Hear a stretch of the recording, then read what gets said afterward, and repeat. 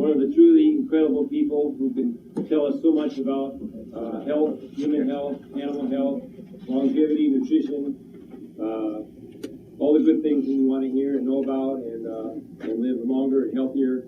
Dr. Wallach, if you know, his credentials are lengthy, going back as a author, lecturer, medical researcher, writer.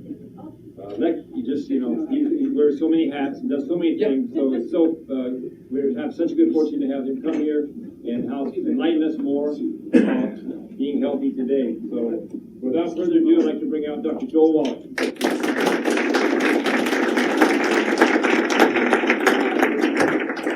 Okay, I want to thank you very much for coming out. Really appreciate it.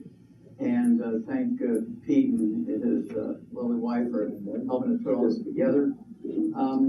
Just again, I think Pete did a pretty good job of introduction. The thing that makes me different is that I do have a degree in agriculture. I'm a veterinarian. I wrote the first paper regarding a mass die-off in America from pollution back in 1991. It was published in 92. I worked with Marlon Perkins from the old Mutual Omaha Wild Kingdom show. Some are old enough to remember him. I know there's some young ones in here only know the crocodile hunter. And Perkins had me go to Africa when I graduated veterinary school and work on the white rhino and the African elephant conservation project. So if you see a white rhino in a zoo or a wild animal park, it's either one that I caught or offsprings. I caught 200 of them and sent them over here. And he called me back. Oh, there we go. Now we got some volume, but now it's a little too much. We cut it back a little bit. Hello, hello. That's good? Okay, perfect. Okay, we're happy. Thank you, thank you. Leave it right where it's at. Thank you. And after 2 years there, I was prepared to stay in Africa for the rest of my life because I had such a good time.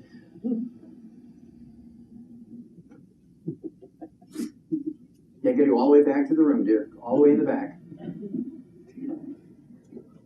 And my dad used to say, if you're on time, you're a half hour late. Okay. Since I wrote that article on mass die-off from pollution and had given him a copy, he came up with a grant from the National Institutes of Health, $25 million. It's called the Center for the Biology of Natural Systems. And that was a lot of money back then, it'd be the equivalent of billions of dollars today. And he called me back from Africa to be the pathologist on the project. And to make a long story short, over a 10-year period, I did some 20,000 autopsies and 10 million chemistries. And the book that came out of it's in the Smithsonian Institute as National Treasures, 1,200 pages. It deals with all the chemistries and autopsies and so forth. They had all the clinical records. It was quite a thing. Looking for pollution as a contributing factor to chronic disease and death of natural causes. What I found out was that every animal, every human being, and I had done the 20,000, some 17,000, some change were of over 424 species of zoo animals and 3,000 humans. And every animal, every human being that died of what they call natural causes, not infections and not trauma, actually died of nutritional deficiency diseases. That was quite a shocker to everybody, all documented by biochemistry. And that began to save species because you may remember back in the 60s, the panda was just down to about a half a dozen pandas in the world in captivity. They were going to be extinct. And I was able to save them because they were feeding them things like a bamboo grown in potting soil, from Walgreens. And I didn't get enough nutrition, so I just gave them dry dog food, and now we have to give them birth control because there's so many pandas. And that kind of simple stuff, okay? And yeah, I think next time, Pete, next time we set this up, it'd be very useful if we have an aisle down this right side, so when people come in late, they can go down that aisle instead of crisscrossing and shaking hands with all their buddies and all this kind of stuff.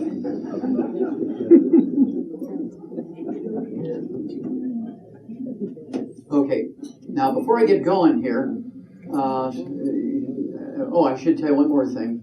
As part of that project, they sent me from zoo to zoo, university to university over a period of 12 years. And my last project was at the Emory University in Atlanta, Georgia, and the Yerkes Primate Center, which was dealing with NASA monkeys and stuff like that. I just walked in, and within the first couple of months, I discovered the first non-human case of cystic fibrosis, thought to be a genetically transmitted disease. And in the project I had done with Marlon Perkins, where I did the 20,000 autopsy, I was finding human genetic diseases in animals, like type 2 diabetes in now crocodiles, and sickle cell anemia and hummingbirds and antelope, and so I knew that the genetic thing wasn't correct, but I wasn't quite ready to pull the trigger to that publicly yet. It appeared in the scientific books and things, but it wasn't ready for prime time. But when I found this one, because so many kids were involved, I got it all together, put it together, and realized that cystic fibrosis is not genetically transmitted, as is generally thought in the medical community, and did all the chemistry, found out the cause. There were 24 age peers in that colony that were not related genetically to this one monkey that died of cystic fibrosis. Got permission to do biopsies on them. They all had cystic fibrosis. So I knew it was an environmental thing. And so tracked it down. Sure enough, the deficiency of a single mineral gave the survivors, all that mineral went away. Genetic markers went away. Got it written up, and I asked the boss, the head guy, the chairman of the Yerkes Primate Center, to be able to publish it, and he fired me. He said, everybody knows it's genetic. I said, well, can't we get a committee together like you do for PhD students and let them challenge me and see if I can answer their questions correctly or not, or fulfill, their challenge? No, we'd be embarrassed to tears. They'd laugh us out of the university if we said that there was even a possibility that cystic fibrosis wasn't genetic. So that's when I went back to school, 1978, and became a physician. I've been practicing as a primary care physician for 36 years and using everything I'd learned in those projects with the National Institutes of Health, National Science Foundation, many zoos, many big universities, to treat my patients. And so I treat them quite differently than the average physician. With that, are there any people who are professionals in healthcare here tonight? Any professionals in healthcare? I know we have a dentist here, Dr. Feld, right? And who else do we have? Yes, what do you do, sir? Medicine. You're a medical doctor? Okay, I appreciate you being here. What is your specialty? Emergency. Emergency, okay, very good. Emergency room. Dentist, okay, so we got a couple of dentists here. Anybody else in the healthcare professions? Okay, appreciate you being here tonight, and appreciate everybody being here tonight. I'm going to start out by just saying, over the thousands of years that there's been physicians and philosophers and soothsayers and all that kind of stuff, there's been thousands of failed medical theories every century. And the 20th century, 21st century is no different. You have thousands of failed medical theories. And so we're going to go over some of the major ones, and it'll be kind of a shocker to everybody, including, I'm sure, our medical professionals. Take nothing personal. This just has to do with the reality of things. And some of the failed theories have to do with arthritis. It's not genetic in any way, shape, or form. It's not even rheumatoid arthritis. It's not an autoimmune disease. They're all mineral deficiencies except for rheumatoid arthritis, which is a bone-to-bone arthritis, which is a mineral deficiency disease with a secondary infection with a bug called mycoplasma. You can kill it in 2 weeks with minocycline, which is a member of the tetracycline family. And then we have diabetes. We've known for 70 years it's not genetic. It's a simple disease of single mineral deficiency. I've known it for 70 years. When I did those autopsies on those animals and finding human diabetes in crocodiles, did he eat a Baptist preacher who had diabetes and somehow got the gene implanted in him? So I knew that this had to be an absurd thing when it came to genetics. What about high blood pressure? Has nothing to do with salt, has nothing to do with genetics, even in the black community. Heart disease has nothing to do with cholesterol. Congestive heart failure is a simple deficiency of a single vitamin. We've known that for 300 years. It was discovered by a Japanese naval surgeon. The cardiomyopathy heart disease, heart attack, is a sudden heart death in athletes and people who do hard physical work. This is caused by deficiency of a single mineral. I've done 1,700 autopsies on kids under the age of 10 in Qishan province, China, that have died from cardiomyopathy heart disease. 1,700 autopsies published in English here in the United States in the several medical journals, and also in China in 2 languages in several medical journals. Coronary artery disease has nothing to do with cholesterol. Coronary artery disease, and I said this in 1971 in one of my publications, international papers, is caused by inflammation of the lining of the arteries, and the lining of the arteries then react with scar tissue. It has nothing to do with cholesterol. That was a very, very badly failed medical theory. Billions of people have been killed all over the world with that theory. We'll get into that in a second. The Nazis only killed 40 million. The theory that coronary artery disease is caused by cholesterol has killed over 1 billion people when you count all countries in the industrialized nation.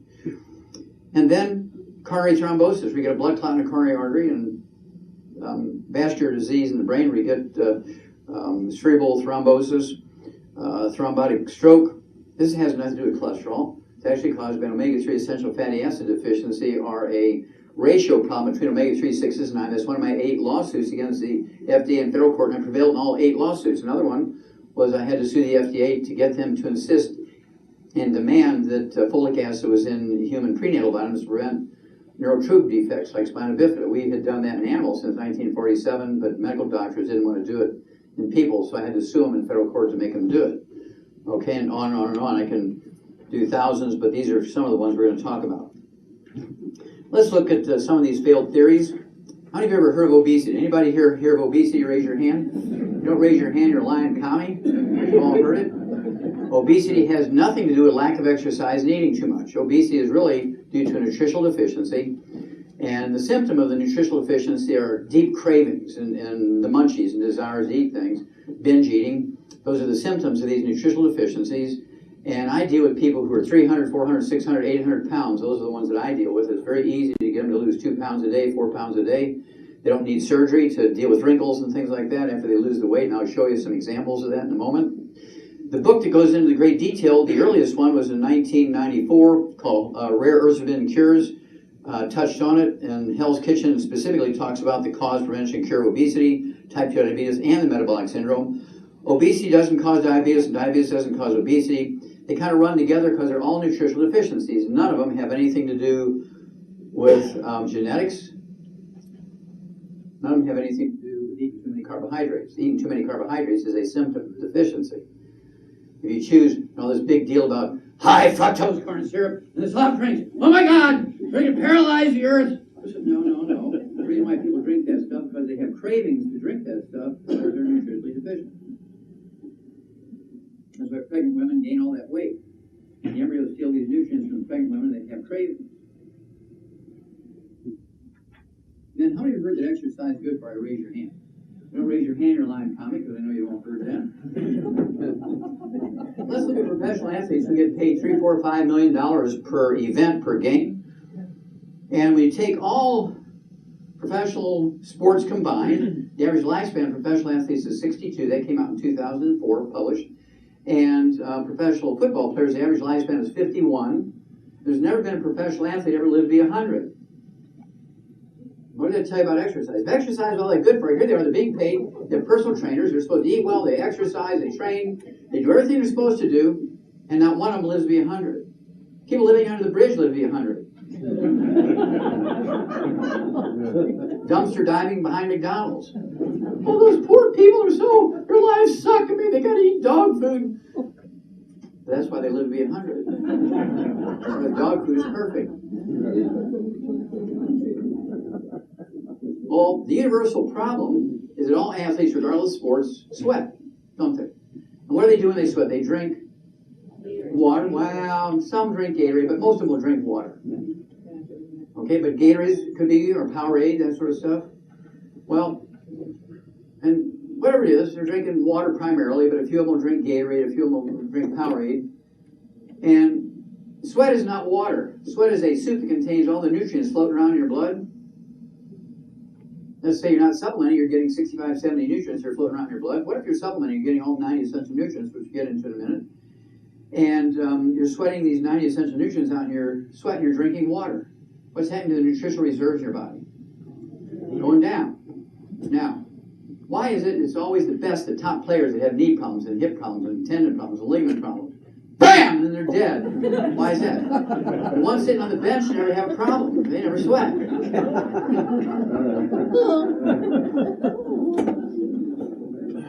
Yeah, this is my specialty, of course, cardiomyopathy, heart disease. Again, I've done 1,700 autopsies published on that. Big study. There's a 43-year-old gold medalist, Olympic gold medalist, dies of cardiomyopathy, heart disease at age 43. There's another gold medalist in swimming, died at 26, cardiomyopathy, heart disease.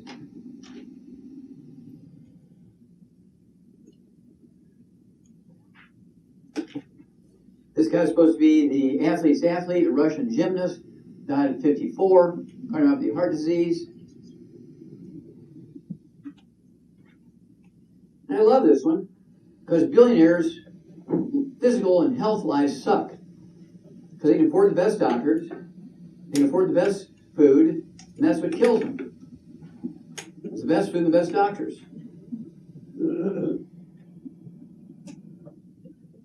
Because what does a top doctor tell you?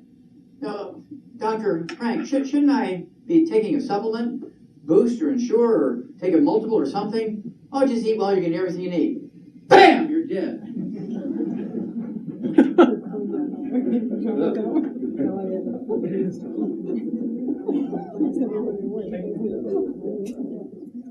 Now, how many of you ever heard that salt has something to do with high blood pressure, particularly in the black community, and along with the genetics? How many have heard that salt is bad in general for the cardiovascular system? Raise your hand. If you don't raise your hand, you're a liar. I didn't ask if you believed it. I asked if you heard it. Okay? Well, my audio cassette tape, which came out in 1992, Dead Doctors Alive. But by the way, how many of you ever heard the audio cassette tape or the CD, Dead Doctors? Okay. Okay. Even the nerds in this room, doctor, heard. Okay, good. All right.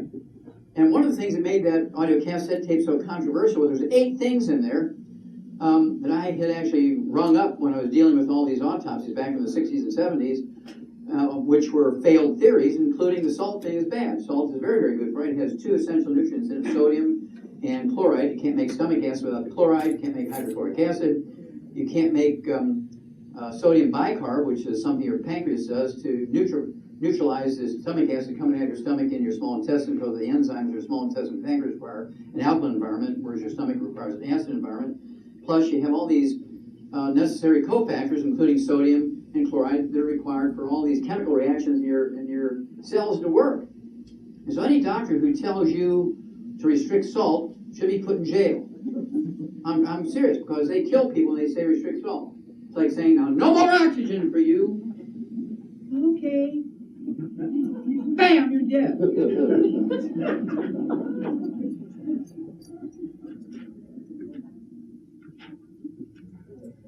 Well, the whole story about salt, you can find in Time magazine, March 1982, Salt, the New Villain, September 2014, salt doesn't cause high blood pressure, even in blacks.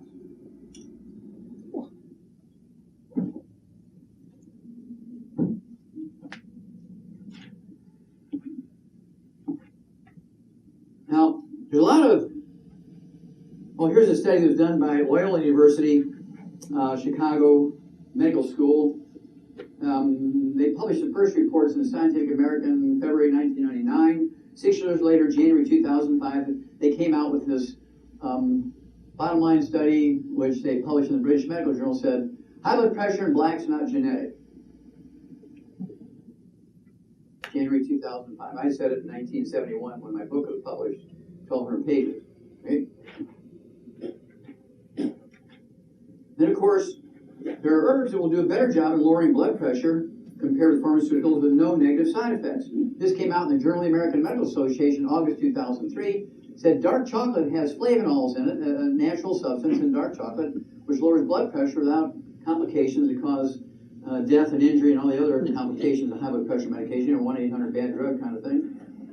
And so we immediately came out with a liquid dark chocolate, which I like the liquid. It's called Cocogevity. I put it in my Java Fit coffee, which is our brand of coffee. We're kind of like the 3rd largest coffee company in the world. Oops, that's the Russian version. Okay, Cocogevity, you put like an ounce of this in your cup of Java Fit coffee, you get a mocha cafe. I mean, lowers your blood pressure, antioxidants in coffee, does great things for you. And if you're like me, you travel a lot, we have pieces the size of a pat of butter, which have the same flavonols in it, triple treat chocolate, and they have probiotics and more calcium and that kind of stuff. Really great, great chocolate. You won't like it. It tastes like chocolate. Now, have you ever heard of cardiovascular disease? Raise your hand.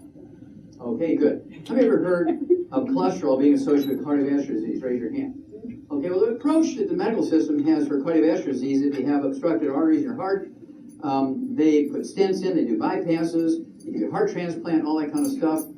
And they forget that when you have a 2 millimeter wide obstruction in a descending coronary artery, you also have the same obstructions in your arteries in your brain. You get vascular dementia, you get strokes, you get carotid artery obstruction, you get obstruction in the arteries in your eye, you get glaucoma, you get obstruction of arteries in your kidneys, you get kidney failure and dialysis and all that kind of stuff. They forget about all the rest of that. They just want to put that stent in. And then they want to do the bypasses. And then They want to do the heart transplant, and pacemakers, and defibrillators, and do ablation, and retroversions, and all these things, and none of it's really a heart problem. None of it's cholesterol. There's not a single cardiovascular disease that's caused by cholesterol. Congestive heart failure, again, is caused by deficiency of a single vitamin. We've known that for 300 years. Cardiomyopathy heart disease, a deficiency of a single mineral. Coronary artery disease, where you're getting plugged arteries, has nothing to do with cholesterol and saturated fat. It has everything to do with inflammation. Eating fried foods, processed meats with nitrates and nitrites, oils that turn into trans fatty acids, heterocyclamines and acrylamides, chemicals far worse than anything that Dow Chemical and Monsanto, or as Shar says, Monsanto, put together, right? This whole demonization of cholesterol and saturated fat was put together by, make a long story short, put together by Procter & Gamble and the American Heart Association. About 1936, Procter & Gamble gave the American Heart Association $1.7 million, which is an enormous amount of money back at that time, to endorse their new product, which they wanted to replace lard and cream and butter as cooking shortenings. And this synthetic product was actually originally made in 1901 by the German Navy as a lubricant. Somebody's clicking a pen or something over here. Click it, click it, click it, click it. Please stop it, whoever's doing it over here. Okay. It was a synthetic lubricant for diesel engines for submarines. Now, Procter & Gamble started out, they wanted to sell it as a soap, and they couldn't sell it as a soap in the 1930s because everybody's still making their own soap. They decided they were going to sell it as a food. Remember, this is a diesel engine lubricant. They gave the American Heart Association $1.7 million to endorse this product as safer to eat than butter, cream, and lard. It was all a sales campaign, and they came up with the Mediterranean diet as a sales campaign core to sell this product. There was no facts to back this up about the Mediterranean diet. In fact, they originally called it the 7 countries diet because they looked at Italy and Malta and Greece and France and Spain and Portugal. And they really couldn't get what they were looking for, so they rendered it down to the 75 guys on Malta Island who are in their 80s still working out in the fields. They said, see, here's the proof that the Mediterranean diet works. Mediterranean diet means you need all these polyunsaturated oils, not saturated fats and cholesterol. And the whole product was to sell as Crisco. Now, a year ago, there was a 2 full-page article in Wall Street Journal telling this story. Now, I spent 35 years looking for the pivotal paper that showed that cholesterol and saturated fat were the demons that they said they were. Now, I'm a pathologist, and I never could find it. The reason I could never find it, those papers never existed. It was always a sales campaign to sell Crisco.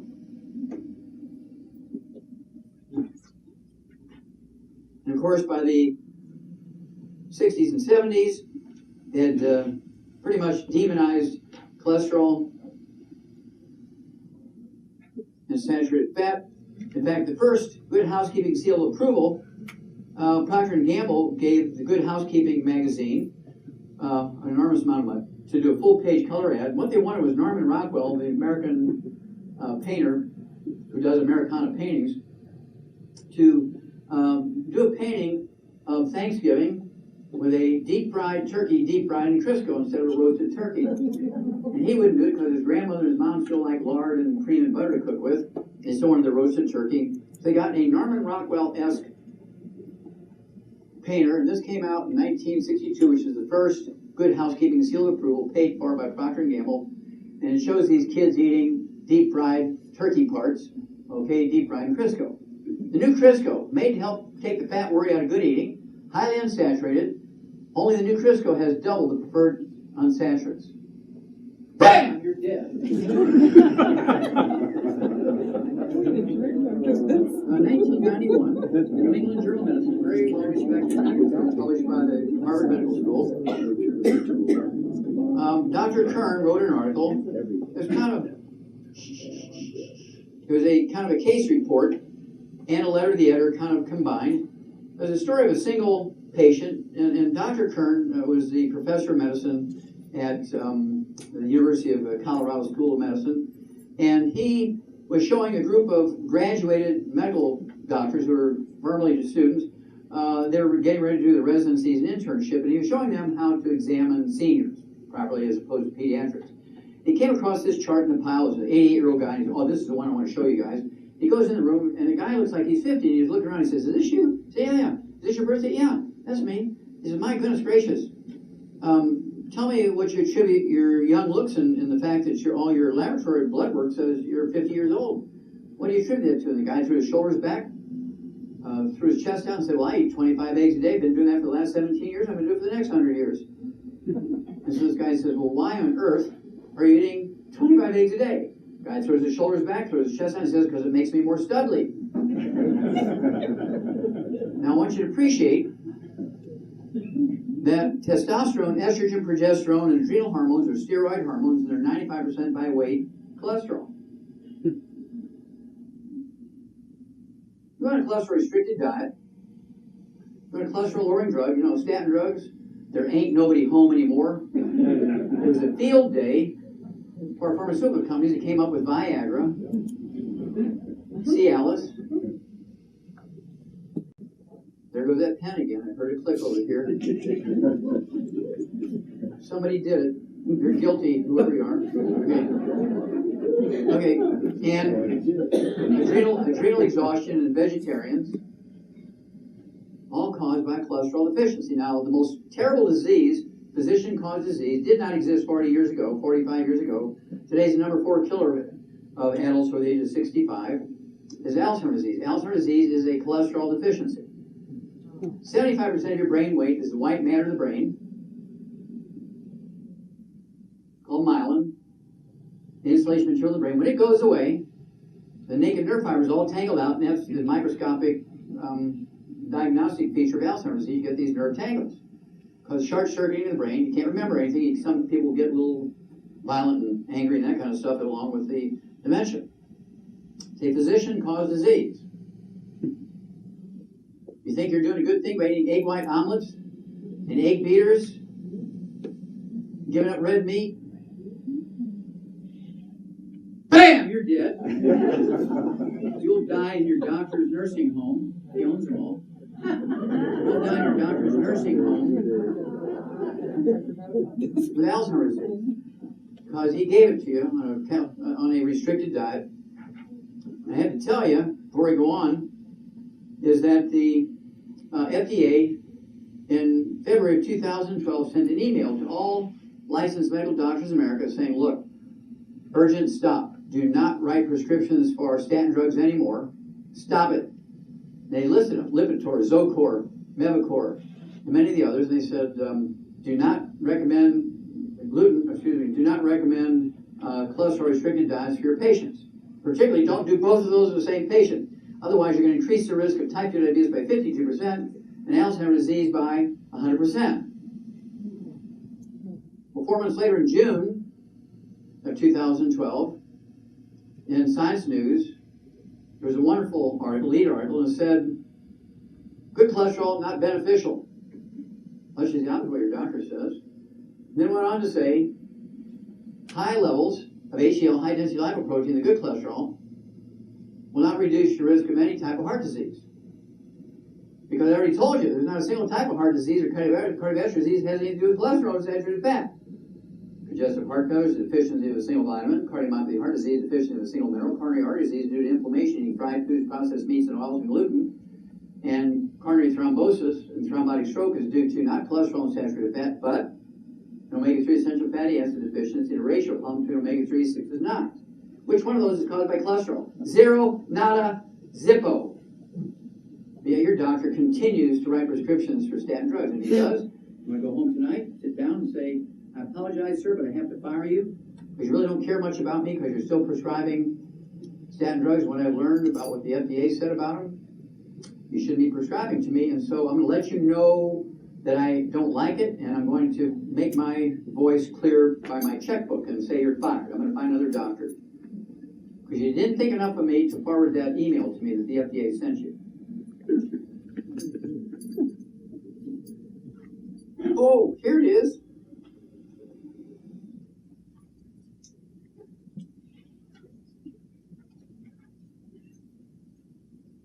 In 2009, the American Academy of Pediatrics wanted to get in on this largesse, wanted to get in on this money dealing with cholesterol-lowering drugs. Listen, we're going to start giving statin drugs to kids under the age of 8. By the time they're 35, they won't have heart disease because we'll have stopped it. Well, if you do that, none of your children will live to be 25. Do not buy into that. Do not start giving statin drugs and low cholesterol diets to your kids. And you'll see more why in a moment. Again, here's this Science News article. I didn't remember if it was the beginning here or the end. Maybe it's both places. Good cholesterol nuts are beneficial. This is June 2012. High HDL levels don't reduce heart attack because cholesterol has nothing to do with heart attacks of any kind. The culture on Earth that has the fewest cardiovascular events for the Inuit Eskimos above the Arctic Circle has been more than a dozen scientific articles published in cardiology journals in the United States and the rest of the world. The Inuit Eskimos above the Arctic Circle, their cholesterols run 350 to 500. 98% of their traditional diet is walrus meat and walrus blubber, whale meat and whale blubber, seal meat and seal blubber, bear meat and bear fat. They do not eat vegetables or fruit. They don't eat grains or nuts. Again, their cholesterols run 350 to 500. They do not get cardiovascular disease until they come down to desert hot springs and eat like you. Then they go back up above the Arctic Circle and eat like Eskimos do, and it all goes away. It's the opposite of what your doctors say. Here's the whole story of cholesterol in 3 covers of Time magazine. Ansel Keys, who's on the board of the American Heart Association, on the board of Procter & Gamble. I mean, he even looks like a Nazi. Professor of medicine at the medical school at the University of Minnesota, Minneapolis. And he brokered the deal between Procter & Gamble and the American Heart Association. Procter & Gamble to give them $1.7 million to endorse Crisco as a healthier way to eat and cook instead of butter and cream. They said, oh, he was a wonderful guy. Made the cover of Time magazine, a hero. He saved the American heart by getting us aware of cholesterol. Well, by the 1980s, cholesterol was demonized. Everybody knew it was bad. Well, here comes June 23rd, 2014 cover article. Eat butter. Scientists labeled saturated fat the enemy, but why they're wrong. Tells the whole story of Ansel Keys and how he brokered the deal and how Procter & Gamble and American Heart Association screwed you for $1.7 million. Remember, the Nazis murdered 40 million people during the Second World War. Guess what? Statin drugs have killed over 1 billion people.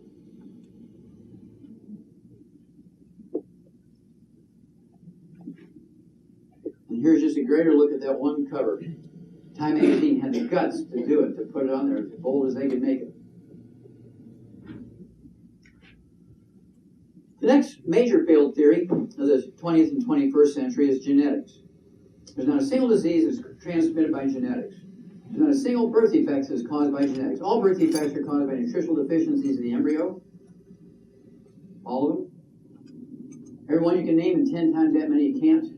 We've eliminated all birth defects you can name, and 10 times that many you can't in the animal industry by supplementing them with all known essential nutrients, 90 essential nutrients, 60 minerals, 16 vitamins, 12 essential amino acids, 3 essential fatty acids. And every genetic disease or autoimmune disease you can think of, everything from lupus and Huntington's disease and cardiovascular disease, Alzheimer's disease, kidney failure, lupus, all that kind of stuff, rheumatoid arthritis. None of these things have anything to do with anything the doctors have said. These are amongst the thousands of failed medical theories of the 20th and 21st century. The doctors have built their livings on it, and so why would they change? By 2003, they had the human genome mapped out. There were 850 biotech companies that spent trillions of dollars looking for screening tests to look at these little kids under 2 years of age. Oh, he's got a bad gene. He's going to get Alzheimer's disease by the time he's 62. He's going to get heart disease by the time he's 45. He's going to wind up with lupus when he's 37. And they make a gene in the laboratory and displace the bad gene with the good gene they made in the laboratory. I mean, that's the theory, right? Well, by March of 2013, 60 years after Watson and Crick had proposed the double helix as the structure of DNA, 60 years later, there had not been a single disease thought to be genetically transmitted, prevented, or cured with genetic engineering.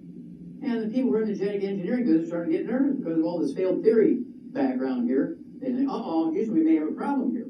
They contacted James Watson, one of the two, James Watson, Francis Crick, Watson and Crick, the guys who got the Nobel Prize for the double helix structure of DNA. And Watson had become the director of the Cold Springs genetic laboratory in New York for the federal government, and this guy had his finger on the pulse of genetics, right? So they asked him to come to the University of California, San Diego, the Salk Institute, March 22nd, 2013, and give a report. We didn't know where we're at. How close are we to finding a prevention or a cure for a genetic disease? Which one? Which ones? It's going to happen next week, 2 years from now. Where are we at? We don't know. We're groping around. We're spending trillions of dollars and nothing's happened. We want to know where we're at before we move forward. So they gave him to speak in front of an illustrious crowd of 300 people. 150 of them were Nobel Prize winners. 150 were heads of departments of genetics and biochemistry in medical schools in America. And here's what he said from the stage in front of this illustrious audience. I'm going to quote him now. He said, I apologize, by the way, I just realized I'm in traveling clothes here. I'd normally be a little more dressed up, but we had a tight schedule today, and we'd be 2 hours late if we went to the hotel and went on comms and all that kind of stuff and came back. So I apologize for being in traveling clothes. Anyway, he got in front of this illustrious crowd, and he said, you can, none of what we thought was genetically transmitted is. It's all chemistry, biochemistry, aka nutritional deficiencies. That room went into an uproar.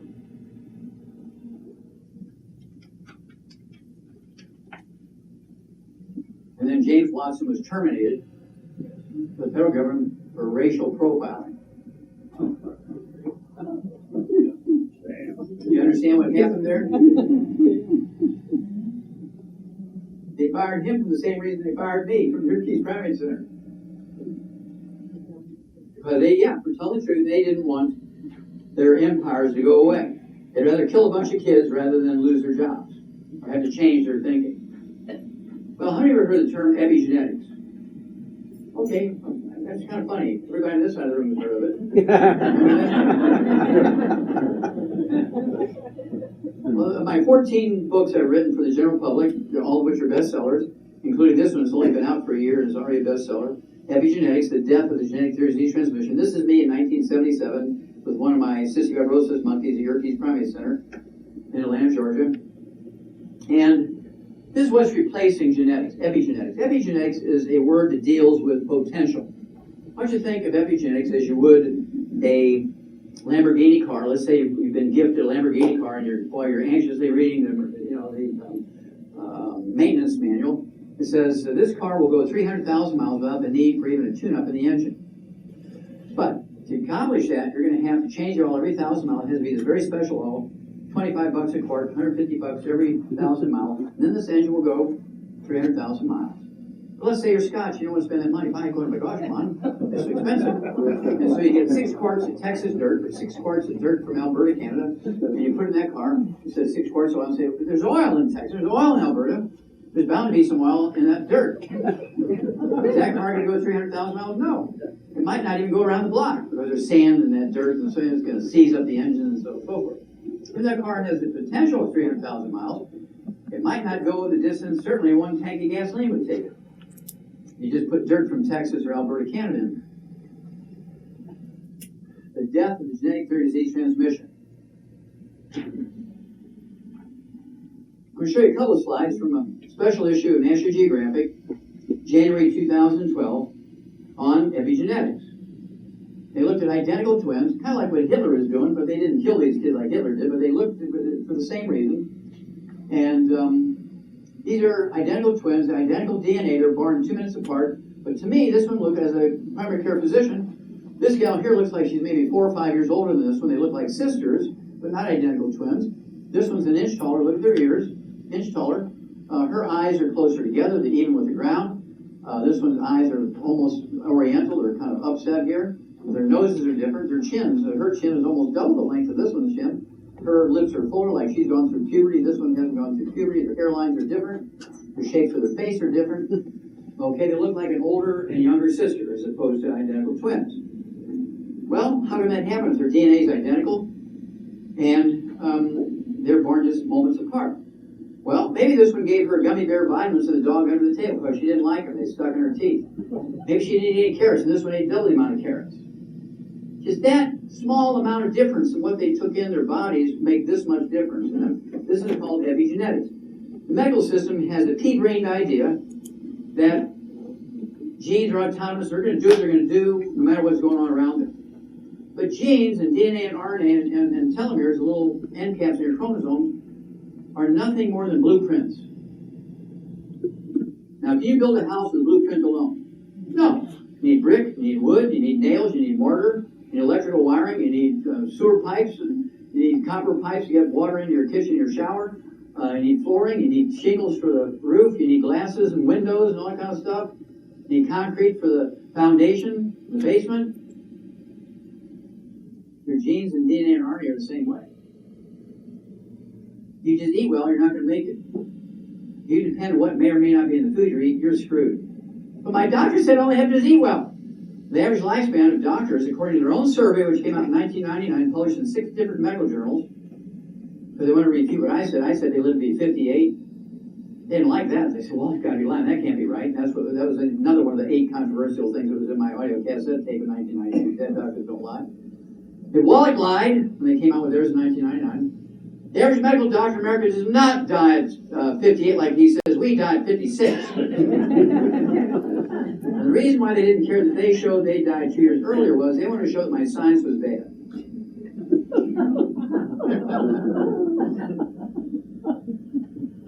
That's how crazy they are. Okay, I'm going to show you 2 more sets of identical twins born moments apart, identical DNA. To me, they look like cousins. They don't look like even sisters. Look at, again, the length of her chin versus the length of her chin. Look at the width of the lips. Her eyes are also upset here. Hers are parallel with the ground. Look at their noses are quite different. Hers comes straight out. This one's nose comes down. This one looks like she's been bench pressing 400 pounds. She got a neck like a fullback, and this one's neck is very slim, very feminine. These 2 guys were born moments apart, have the same DNA. They're identical twins. And the guy on your right, I wouldn't get in a car with him even with a loaded gun. Anybody ever look like a serial killer or Jeffrey Dahmer? He looked like the kind of guy who would eat you after he kills you, right? And then, of course, here's an identical twin brother. He looks like he's lost. I mean, he is a confused puppy. Yeah, he probably has OCD, obsessive compulsive disease. He also, depressed, and maybe even got a little bit of ADHD or something like that. I mean, and they're the same genetics, but their shapes of their faces are just totally different. And that just happened during their sort of pre-teenage years as they're growing up and what they're eating, what they're not eating. Well, Wallach, there's got to be genetics because I have 3 generations of type 2 diabetes in my family. It's got to be genetic. Nope, absolutely not. Have you ever heard of gluten intolerance? Raise your hand. 78% of Americans are gluten intolerant. Most people don't even know, even doctors don't know what gluten intolerance does. Remember, I'm a pathologist. Gluten intolerance actually acts on your intestines like poison ivy does in your skin. You put poison ivy juice on your skin, you're not getting an allergic reaction. You get what's called a contact dermatitis. It's like you put battery acid from your car battery in your arm, it's a contact dermatitis. When you're gluten intolerant, you're eating gluten, you're going to get what looks like somebody who's been eating poison ivy for salad. But that's how it affects the lining of your intestines. Okay, these villi, which rhythmically move food along, increase your absorptive surface by 85%, so your stomach is not just a smooth tube like a garden hose. These begin to go away. And you can get blood, you can get appendicitis, you can get diverticulitis, you can get celiac disease, you can get irritable bowel syndrome, inflammatory bowel disease, you can get colitis, ulcerative colitis, and Crohn's disease. All these are caused directly by their variations on gluten intolerance. Eczema, dermatitis, psoriasis, rosacea, asthma, bronchitis, and multitudes, as you can imagine, multitudes of nutritional deficiencies. Once you lose 85% of the absorptive surface of your intestine, even if you're supplementing, you can't absorb enough to prevent these diseases. I'm chronically anemic and I still take iron. I just get constipated and get a black bowel movement, but I can't get rid of my iron deficiency anemia. Well, you're not absorbing it. You're gluten intolerant. I'm gluten free. You have a dog? Yep. Yeah, your dog food you're giving have grain? Oh yeah, got to whole grains, good for him. Well, that's where you're getting your gluten, from the dog food. Just the dust from the dog food. If you're married and your spouse and you're gluten intolerant, your spouse won't give it up. Change the locks in the house. Put a washing machine, a microwave, a refrigerator, and a bed in the garage. Put a little note, email a note saying, I've changed the lock, I've changed everything, and have living quarters in the garage, and you're going to stay out there until you or become gluten-free. Want to come back in the house with me? You have to be gluten-free for 3 months before you come in. Better start now. You're going to find out if they love you or not.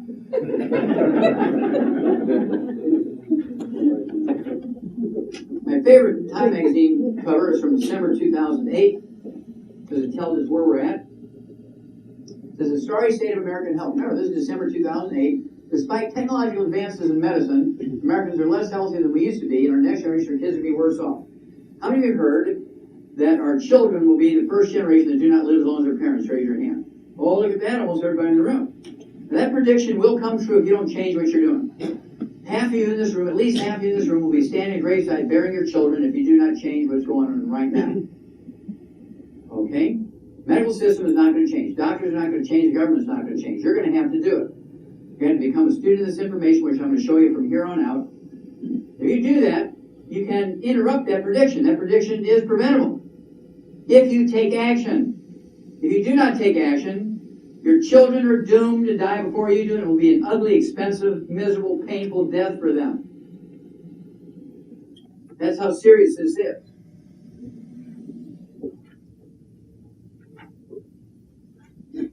People say, "Well, why are you so rough on doctors?" Well, I married a microsurgeon who taught at Harvard Medical School. It's not that I have a hard time with doctors, but there are no laws requiring them to cure the cure available. Let's say rheumatoid arthritis, I can cure that in 2 weeks. If it's a bug, I can kill that bug with a minocycline. Remember the tetracycline family in 2 weeks, and you take the healthy bone and joint back. In a couple months, I can support and promote maintenance, repair, cartilage, ligaments, tendons, connective tissue, disc between the vertebrae, and all goes away. But if they treat you for 25 years, you joint replacements, give you Trexate, gold shot injections, and all these things, Enbrel, you can pick up a piece of paper like a golfer. Like on TV, right? Well, guess what?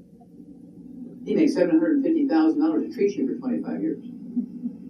Now he makes $300 to cure you. There's no law requiring him to cure you, and there's a cure available. So let's see. Let's do a little figuring here. Which one is he going to choose most of the time? He's going to choose to treat you. That's why, with the exception of antibiotics, I can cure syphilis in 2 weeks with penicillin. I can cure bacterial meningitis. I can cure bacterial pneumonia with antibiotics. Antibiotics are the only drugs that pharmaceutical companies make to cure you. All other drugs are purposely built to treat the symptoms. Because that's how they make their money. If they cured you in 3 days, they wouldn't make their money back from all the research they did.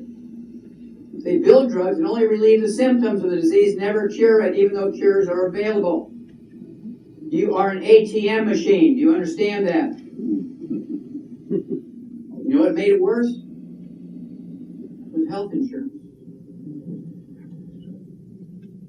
Health insurance is the worst possible thing for human health. Because let's say you have a chronic anemia, and you've been given iron supplements. Can't fix it because you have gluten intolerance. Can't absorb it. He's never told you to get off of gluten.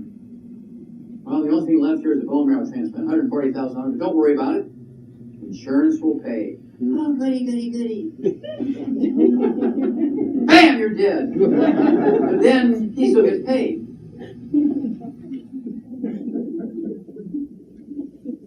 Now, Time magazine seems to have a vendetta against doctors. Medical costs. Doctors are just wrapped in money and insurance policy. Why do you think medical doctors used the snake as part of their logo? In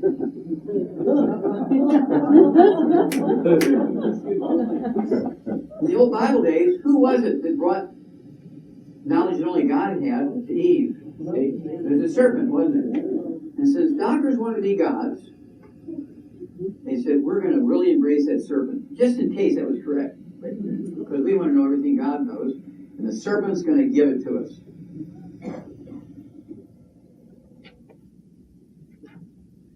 Let's look at a few more here, and we'll get into diseases. But we have to look, it's only fair that we look, since I'm pointing a finger here, it's only fair that we look at the record. Okay, let's look at the scorecard. Is that fair?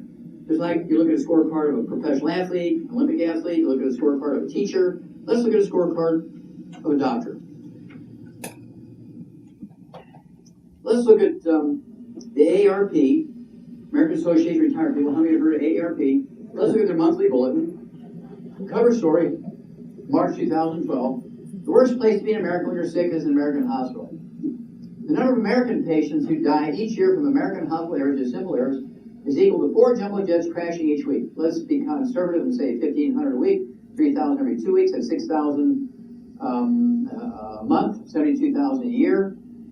How many of you would fly American Airlines if you knew that they killed 72,000 passengers every year from simple navigational errors? How many would eat Taco Bell if you knew they killed 72,000 patrons every year from simple errors in the kitchen?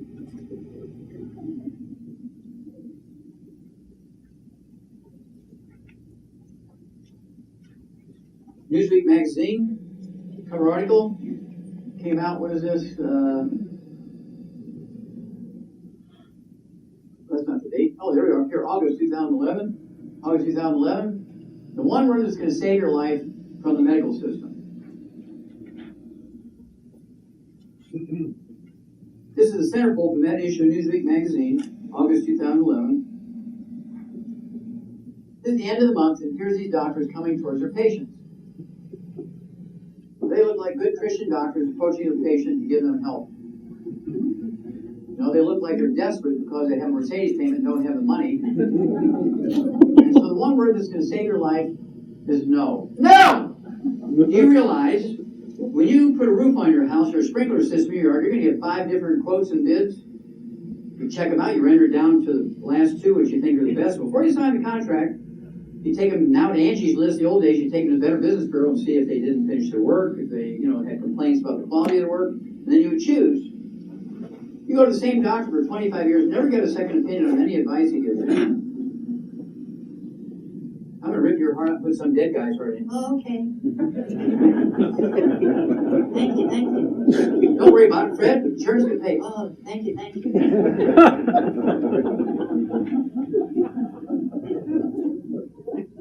And then Reader's Digest, of course, a fuzzy, warm little magazine. Every doctor and dentist has this in their waiting room, right? Because they always have the greatest love stories. Dog pulls kid out of the house fire by the collar. Little 4-year-old Lucy called 911 to save grandma when she had a heart attack. And so most doctors and dentists never read these things. They just throw them in the lobby because they don't want to be warm, fuzzy stories. But I guarantee you this one was not in the waiting room of any doctor. June 2007. Now this does not say, if you look here, this doesn't say fatal hospital mistakes you can avoid. It doesn't say that. That's what it looks like it says, but it doesn't say that. What it says is, hospital mistakes you can avoid. Look at the size of the font. Look at the colors, blood red. I want you to look at Angelina Jolie. Had her breast cut off because she had the genes, for breast cancer. I've been saying this since the 1960s and 70s when I'm doing all those autopsies. All the genetic stuff they were saying was wrong, as I'm seeing it on the autopsy table, 454 species of animals, 3,000 humans. And it got pretty ugly there, right? Well, Angelina Jolie believed the doctor, the OB-GYNs, and had her breast cut off. Well, in today's newspaper from San Diego, all the data they've accumulated actually disputes claims that there is a gene for breast cancer. Do not get your breast cut off if your doctor claims you have breast cancer. Big headlines in the San Diego newspaper today. I said that in 1971, which is 45 years ago. Because the genetic theory is one of the failed medical theories of the 20th and 21st century. This is one of my favorite stories because they show you the sources of the figures that they get. There's a full-page story, February 5th, 2007, USA Today. Look at the title, Page Protect Thyself. And they got the story from the Institute of Medicine, which is the ethics watchdog for the medical profession, the Journal of the American Medical Association, which is the most prestigious medical journal, certainly in America, maybe the world, and then the Center for Disease Control, which I used to do some work for when I was in Atlanta at the Yerkes Primate Center, that tracks this kind of stuff. This is a yearly figure I'm going to give you. This is a yearly figure that they gave. It's not a lifetime of accumulation. This is a yearly figure. Every year, they said every year in America, medical doctors kill, injure, and infect 15 million patients in hospitals and clinics. Every Every year, American medical doctors kill, injure, and infect 15 million patients in their hospitals and clinics. Nobody gets their license suspended for 3 seconds. Christ, Fred, I gotta have a couple of martinis. I just killed 3 people today. Don't worry about it, Frank. I killed 5. Let's have 3 martinis. Let's break that down a little bit. That's a big figure. Let's just look at infections in hospitals. Let's just look at C. diff, Clostridium difficile, which is a human poop bacteria, okay? Center for Disease Control. We're looking at March 1998, a yearly figure. Center for Disease Control, not me. I'm just a reporter here. 2 million Americans are infected in hospitals each year, yearly, from C. diff, because doctors don't wash their hands after they go potty. It's a human poop bacteria. Of these 2 million infections each year in hospitals alone, not clinics and private offices, but just hospitals, 90,000 of these people die each year. 90,000 die each year. I'm going to ask you a hypothetical question here. What if North Korea or Iran were to send over intercontinental ballistic missiles with a biological weapon to our large population centers and infect 2 million people? LA, Dallas, Texas, San Diego, Seattle, Washington, Denver, Colorado, places like Chicago. What about Atlanta, New York, New Jersey, Philadelphia? And infect 2 million people with a biological weapon and kill 90,000. Once. Beware! I don't care if you're liberal, I don't care if you're conservative and independent, everybody without flickering an eyebrow would sign off on a declaration of war if they killed 90,000 Americans in one attack. Wouldn't they? You don't answer yes, you're lying and counting. So why is it that not one doctor gets arrested? They kill 90,000 every year, government figures. Infect 2 million in the workplace. They don't even get an OSHA ticket. They don't get the equivalent fine of a parking ticket, for God's sakes. They've been a protected monopoly since 1914, the Flex Report. Look it up, Google it, Flex Report, 1914. They've been a monopoly, self-policing, no oversight by any agency, and that same law killed off all their competition. And the worst possible thing that happened right after that was they got insurance. Oh my God, it became an ATM machine before there was an ATM machine. We're beginning to get the picture here. But my doctor belongs to my church. I just love him. Even the mafia goes to church. So church presence in itself, without what's going on in here, doesn't count much, does it? Let's look at a couple more pieces here, then we'll get into diseases. Let's just look at pharmaceuticals, and then we'll look at the financial costs. We've been looking at human suffering and death. Let's look at financial costs in this one piece here. Let's just look at pharmaceuticals. This came out in 2006 and 2006 is a report by the Institute of Medicine. Again, the ethics watchdog for the medical system, not me. They said these types of errors occur yearly. These are decimal point errors, but the prescribing physician, all they looked at was decimal point errors by the prescribing physician and by the fulfilling pharmacist. In America alone, each year, yearly amounts to 1.5 million fatalities and permanent injuries. The street drug dealers only kill 10,000 Americans every year. You're safer by getting street drugs from a drug dealer on the street than you are from your own doctor. This is very, very, very scary. Guess what's going to happen to your kids if you don't take control here? That's what I'm going to show you next. I'm going to show you how to take control. Because if you don't do this, you will be burying your kids.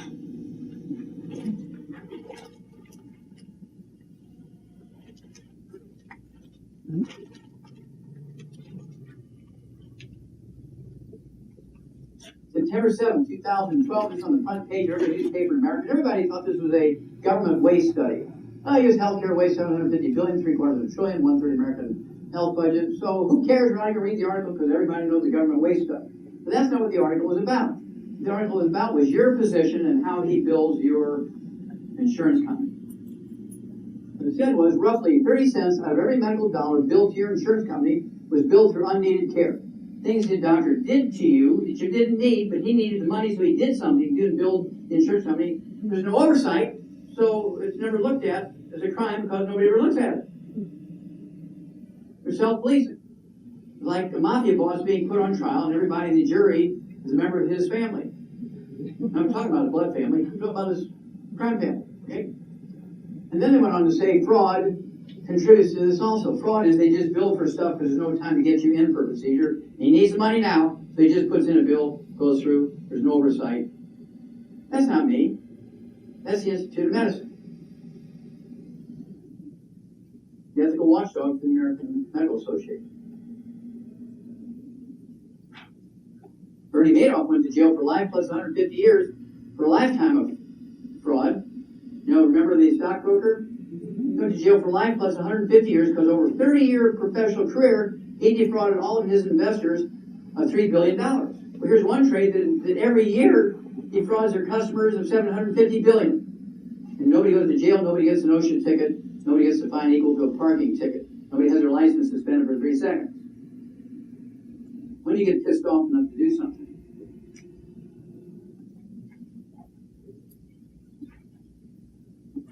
Any veterans in here? Oh, good, good, good. Let's give them a hand, folks. I spent 5 years in the Army and 15 years in the Air Force. And so I have a special love for veterans and people who work to save this country from enemies foreign and domestic. Now, when my CD came out, my audio cassette tape came out in 1992. In 1998, the State Medical Association of New York invited me to speak to their association meeting where they have continuing medical education where members can get credit to maintain their licenses. And they just said, please don't use the title Dead Doctors Don't Lie in your speech. Here's something else. We want to know what we're doing wrong so we can fix it. Please tell us that, but don't use that title. So I came up with Medical Mousetrap. Seems kind of benign. So if you want to listen to something fun, get that audio or the CD, Medical Mousetrap. In there, I said many things, but the one thing that caused havoc at that meeting was they said you have 2 opportunities to give your life to your country. One's on the field of battle and the other's in the VA hospital. Remember, I said that in 1998. You have 2 opportunities to give your life to your country. One's on the field of battle and the other's in the VA hospital. I mean, the VA doctors who were there in that meeting, they ran up the middle aisle screaming at me, profanities at me and wadding up the programs and throwing at me. It was like mayhem. And because I was ready to defend myself, right? And so it was recorded and given to the Department of Veterans Affairs. Well, the next year, exactly the year later, December 1999, a report was given. Cover story in the New York Times. It was a big story because they had to do the investigation because of what I said. This is a horrible story, but it's got to be told. They said there's hundreds of thousands of minor mistakes made in the VA system in America every year. 3,000 serious mistakes that require the veteran to remain in the hospital for the remainder of their life in a coma, usually from some botched procedure. Of those 3,000 serious mistakes every year, the VA doctors killed, look at the word they used, killed 700 veterans. In Afghanistan, last year, the enemy on the field of battle only killed 375 Americans. The VA doctors killed 700. When you get pissed off enough to do something. They haven't fired one of those people yet. Oh, they're government employees. We can't touch them. Oh, if I was U.S. Surgeon General, the head of the Department of Human Health and Affairs, I would grab him by the belt and the scruff of the neck, throw him out in the street, kick him a few times, say, come on, sue me in federal court. Let's see what a federal jury says about what I bring up against you, what you did to those veterans. Come on, Frank, let's go at it. Your elected officials don't have the balls to do it. The union will vote against me. They're not your representatives anymore. They're their own representatives. That's right. That's right. And so, if it's going to change, you're going to have to change. You're going to have to be proactive here to save this country.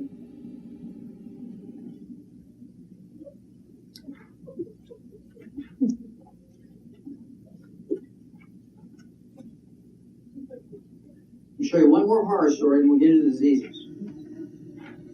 This is a true story. It was a cover article 8 years ago. This is Shar's favorite story. In the Orlando newspaper. We were having a meeting here about 8 years ago, and this happened to be the cover story on the front page, Sunday newspaper, the Orlando newspaper. about a 28-year-old woman, a Hispanic girl, from a low-income family. And because she was from a low-income family, she used the county medical facilities for prenatal care and for pregnancy and all that. And she goes into labor. So the hospital she'd been going to, the county hospital, pages the doctor, and he calls up. Remember, this is 8 years ago. He calls up and says, "Okay, what's going on?" "Well, so-and-so is going into labor, and you're her doctor. We invite you to come deliver the baby." "I'm on the 14th hole here." He was golfer, the doctor's golfer. "I'm on the 14th hole. I'm way ahead, and I'm reluctant to come in before I'm finished. I've only got 4 more holes, so I'll be in a couple hours." Figures first baby, started labor, might be 12 hours, right? So that's what I was thinking. So they page me again about 45 minutes. "Oh, this baby's crowning. He's coming fast. And we urge you to get here now because there's no other doctor here. If there's something wrong, she needs cesarean. She's bleeding. You're the doctor. We're just warning you. You need." So he shows up half hour later, and he is pissed because he lost his beer or whatever it was that he couldn't win because he couldn't finish the game. He marches through the clean room, doesn't scrub, doesn't put on any clean clothes, doesn't wash his hands. He walks in, he immediately cuts her arms off the elbows, cuts her legs off the groin, and then he delivers the baby. He did it 6 months later to another woman who disturbed his golf game. He's still working at that hospital in Orlando, Florida.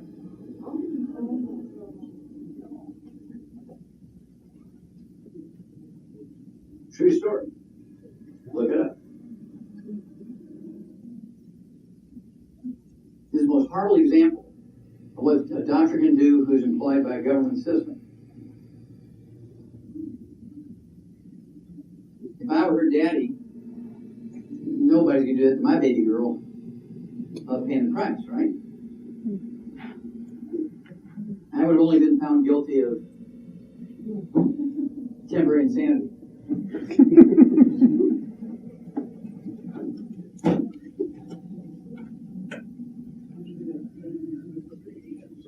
Okay, here we go. Now you know the basis of why you need change. And here comes some change. We're going to go fast now because I know you didn't handle it. Let's look at obesity. We already told you it's not a factor of eating too much and lack of exercise. It's a simple nutritional deficiency. But it's one of the things that's breaking America. How many of you have heard the word globesity? Globesity? Okay, if you have heard that.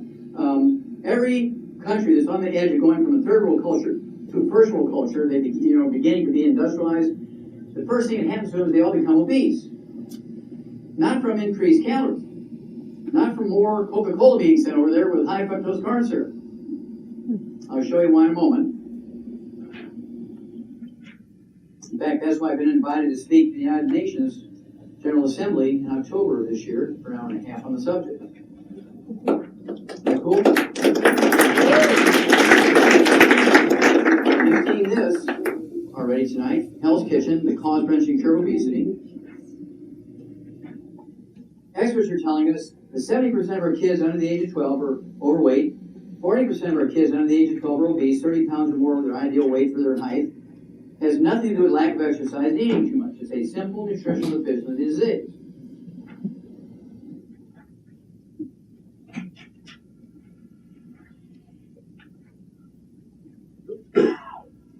I'm going to give you a clue here.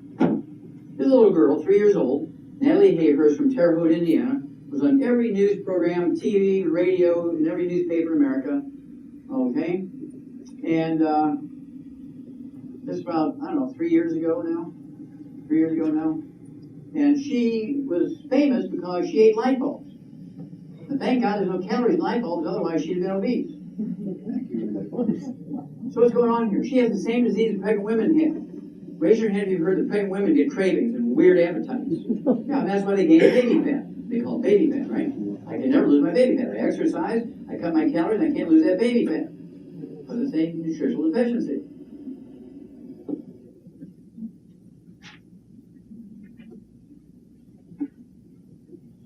A couple years ago, I went to Brazil and gave some lectures. Everything there is in Portuguese. Newspapers, magazines, radio, TV. Only one English newspaper, so I would read that every day. And then there's a great story for a pregnant woman who ate 20 bath sponges, a day per pregnancy, She also ate the sand and the parrot poop from the bottom of the parrot cage in her house every day. There's some weird appetite, right? Putting sand into the sandwiches, mother to these bizarre cravings during her 2 pregnancies. Now, in animals, particularly horses, they chew on the fences, they chew on the stall rails. This is called cribbing. Okay? This is a little horse and buggy Amish farm barn. I was there to see a bunch of kids with muscular dystrophy. We deal a lot with muscular dystrophy in the Amish community. We're reversing it like crazy. And we gave this information to Jerry Lewis 5 years ago, said, hey, you earned the right to be the one to make the announcement. We found the prevention and cure. And guess what? They fired him. That's why he hasn't done the telethon. I wouldn't give the Muscular Dystrophy Foundation maggots from a dead dog, let alone money, because they fired Jerry Lewis. They fired Jerry Lewis when he brought in the cure for muscular dystrophy. Anyway, you can tell that horse whether you didn't even need to look at it, didn't need to do any blood samples to know that that horse is nutritionally deficient. It's called cribbing in horses. Cribbing in horses equal to munchies in people. Munchies in people, cribbing in horses. And horses, for cribbing, we give them minerals, and in 3 days' time, it goes away. It's much cheaper to give them minerals than it is to rebuild the barn, because they'll leave the barn looking for minerals. So in humans, instead of letting them go drink high fructose corn syrup Pepsis or Coca-Colas or Mountain Dew, you give them minerals with their supplements, and guess what? They don't even crave it. They won't even like it. If you gave it to them, they wouldn't